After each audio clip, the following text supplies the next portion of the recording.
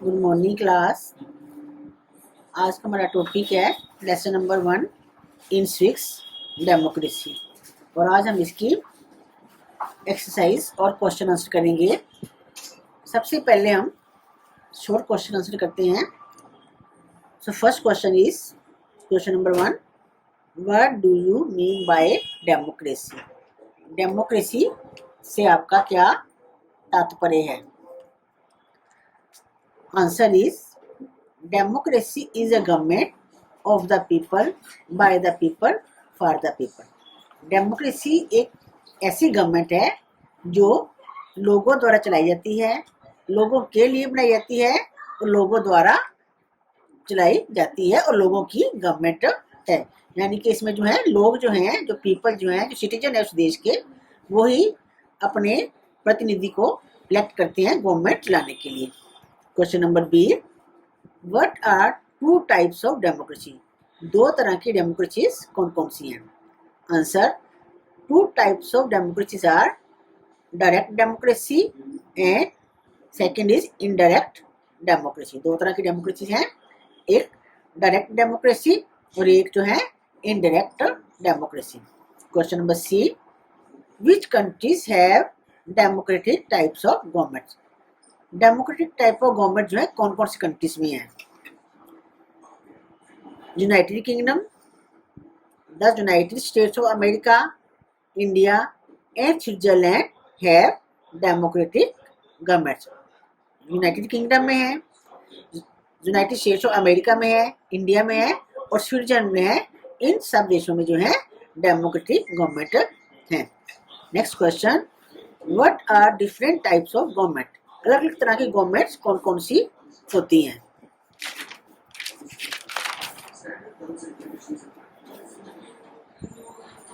In the world today,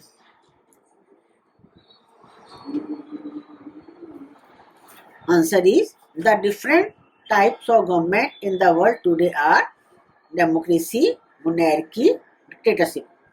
world में तीन तरह की गवर्नमेंट है, एक तो डेमोक्रेसी, उसके बाद मोनार्की, किंग या क्वीन की होती है, और डिक्टेटरशिप मतलब जिसकी एक ही पर्सन का रूल होता है, डिक्टेटरशिप।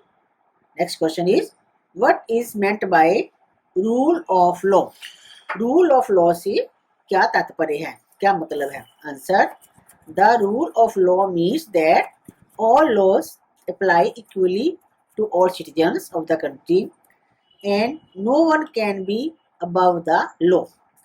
रूल ऑफ लॉ का मतलब होता है कि देश के जितने भी सिटीजन्स हैं, देश के जितने भी नागरिक हैं, वो लॉ के सामने जो हैं, लॉ के लिए जो है, कानून के लिए सब इक्वल हैं और लॉ से ऊपर कोई भी नहीं हो सकता।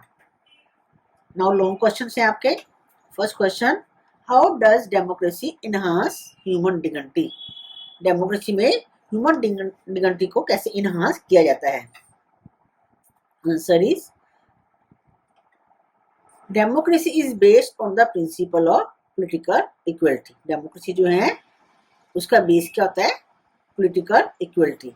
It recognising that to the poorest to the richest has the same status, the people are all supreme and sovereign and nobody is above them।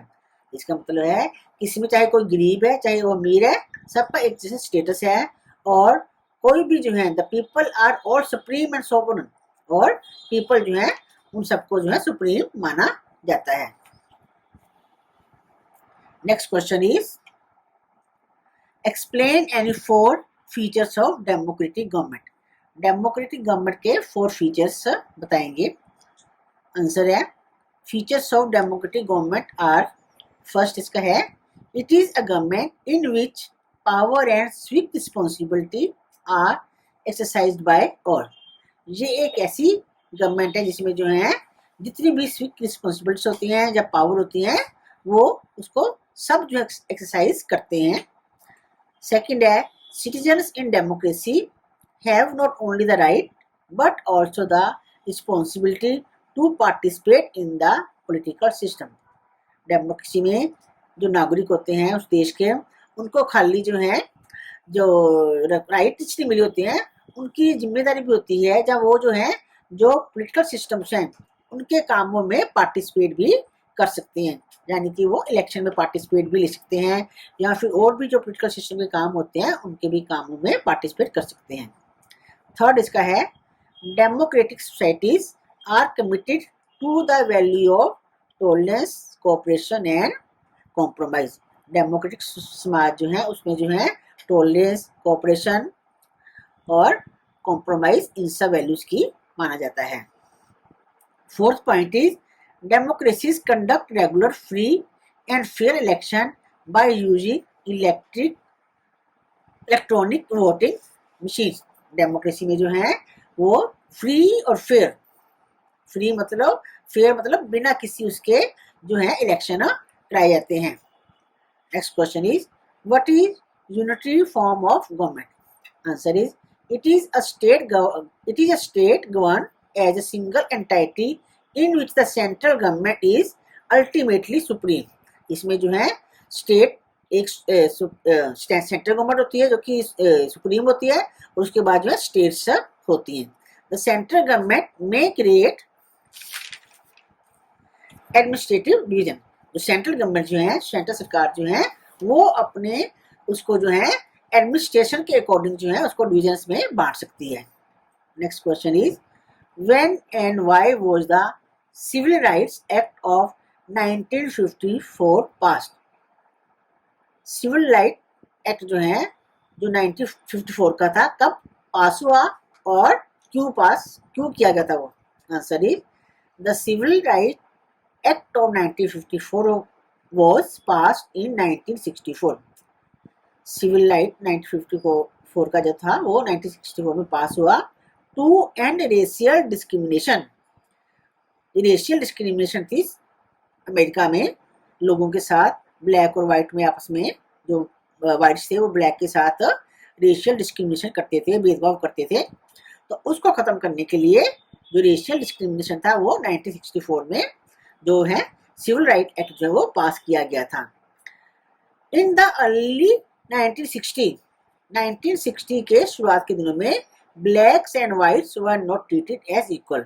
जो ब्लैक लोग थे और वाइट्स लोग थे वो एक दूसरे के साथ जो है, जो वाइट्स लोग थे वो ब्लैक के साथ इक्वली ट्रीट नहीं करते थे, उनके साथ कई तरह का भेदभाव किया जाता था। Next point is differentiate between.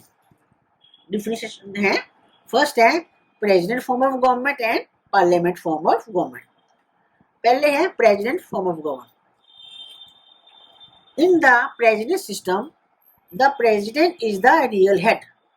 President form of government में प्रेसिडेंट जो है वो रियल हेड होता है।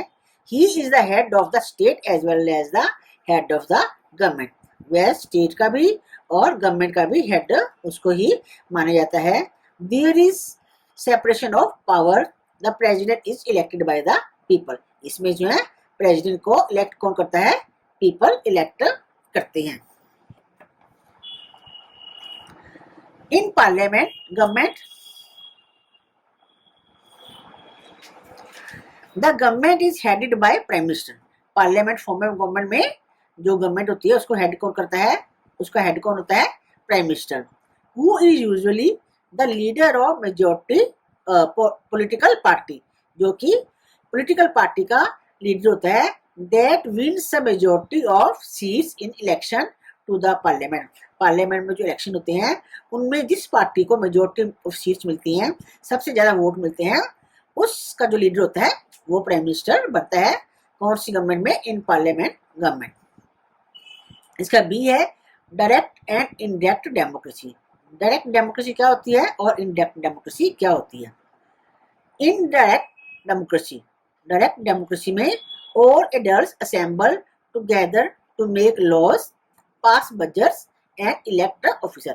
जो डायरेक्ट डेमोक्रेसी होती है उसमें जितने भी एडल्ट होते हैं, एडल्ट पता जो 18 ईयर्स से अबव होते हैं, वो सब एक जगह पे असेंबल हो जाते हैं, इकट्ठे होते हैं और नियम बनाते हैं, बजट पास करते हैं और अपने ऑफिसर्स को इलेक्ट करते हैं। लेकिन इनडायरेक्ट डेमोक्रेसी में क्या करते हैं? People elect their representative who in the parliament make laws on behalf of the people and are responsible to them.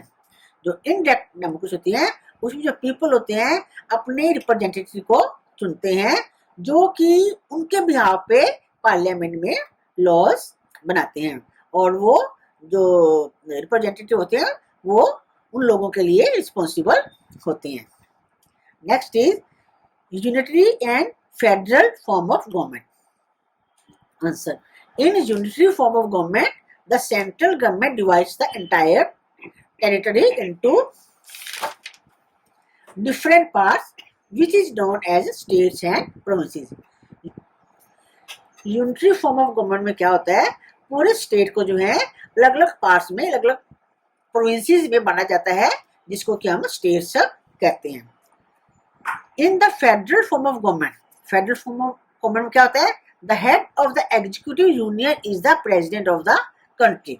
Federal form of government में क्या होता है, कंट्री का जो प्रेसिडेंट होता है वो जो है एग्जीक्यूटिव यूनियन का हेड होता है। The real power reside in the hands of prime minister.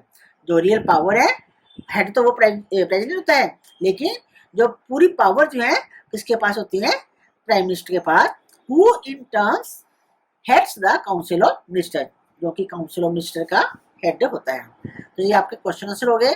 अब हम इसकी एक्सरसाइज करते हैं। अब हम इसके फिल इन द ब्लैंक्स करेंगे। First is dash by definition means the government by the people.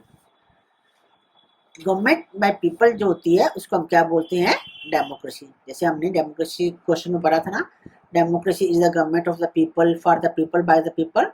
तो डेमोक्रेसी जो है बाय द पीपल की गवर्नमेंट को हम क्या बोलते हैं, डेमोक्रेसी। नेक्स्ट है, in the presidential system the president is the real dash. Presidential system जो गवर्नमेंट होती है उसमें प्रेसिडेंट क्या होता है, रियल हेड माना जाता है। Third is, if the dash is answerable and responsible to the legislature, it is called a parliament form of government. Parliament form of government किसको बोलते हैं, जिसमें एग्जीक्यूटिव जो है वो लेजिस्लेचर के सामने आंसरेबल और रिस्पॉन्सिबल होता है। पार्लियामेंट फॉर्म ऑफ गवर्नमेंट में जो एग्जीक्यूटिव होती है वो किसके सामने आंसरेबल होते हैं, लेजिस्लेचर के सामने। Next is, in the federal system of India. India में कौन सी गवर्नमेंट है, फेडरल सिस्टम ऑफ है। The head of the executive union is the dash of the country. Executive का हेड कौन है, प्रेसिडेंट। इंडिया में फेडरल फॉर्म ऑफ गवर्नमेंट है और उसमें एग्जीक्यूटिव का गवर्नमेंट एग्जीक्यूटिव के हेड कौन है, president. Next is, in the early 1960s blacks and whites were not treated as dash। 1960 के शुरुआत में जो है ब्लैक्स और व्हाइट्स में वो एक जैसे इक्वल ट्रीट नहीं किए जाते थे। डैश में क्या आ जाएगा, इक्वल्स। नेक्स्ट हमारा आ गया ट्रू फोर्स। फर्स्ट है, parliament form of government is also known as cabinet government. Parliament form of government जो है उसको हम कैबिनेट गवर्नमेंट भी कहते हैं। It is a true. Next is, in parliamentary government there is no concentration of responsibility। Parliament form of government में responsibility नहीं होती है, तो नो नहीं आया, नो जो है इसलिए ये फॉल्स हो गया। Next is, in presidential government president is elected by the government. President form of government में प्रेसिडेंट को गवर्नमेंट इलेक्ट करती है, गवर्नमेंट इलेक्ट नहीं करती है। कौन इलेक्ट करता है, पीपल इलेक्ट करते हैं, इसलिए ये फॉल्स है। Next is, the council of members is answerable to the Lok Sabha और the house of people as per the federal system prevailing in India. जैसे आपको भी बताया मैंने फिल इन द ब्लैंक्स में, इंडिया में कौन सी गवर्नमेंट है, फेडरल सिस्टम है। तो फेडरल सिस्टम में क्या होता है, जो काउंसिल ऑफ मेंबर होते हैं वो लोकसभा और हाउस ऑफ पीपल के सामने आंसरेबल होते हैं। तो it is a true sentence. ये आपकी एक्सरसाइज भी खत्म होगी, ये आपका लेसन 1-6 में हो गया। नेक्स्ट वीडियो में हम इसकी नेक्स्ट 2 लेसन की एक्सरसाइज करेंगे।